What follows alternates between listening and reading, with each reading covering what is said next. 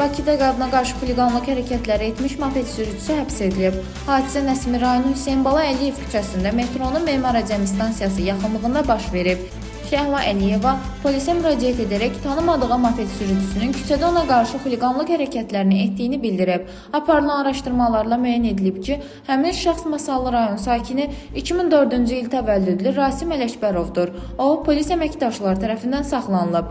Moped sürücüsünün sözlərinə görə dar küçədən keçərkən qarşılaşdığı xanım piyada ona irad bildirib. Bu zaman aralarında münaqişə baş verib və o, qadını itələyərək qaçıb. Hadisə zamanı moped xarab olduğundan Ələkbərov nəqliyyat vasitəsini elə oradaca qoyaraq uzaqlaşıb. Barəsində inzibati protokol tərtib edilən 21 yaşlı oğlan Nəsimi rayon məhkəməsinə göndərilib və müvafiq qərarla 10 sutkalıq inzibati həbs edilib. Dilbər Vüqar qızı, Bölgə TV.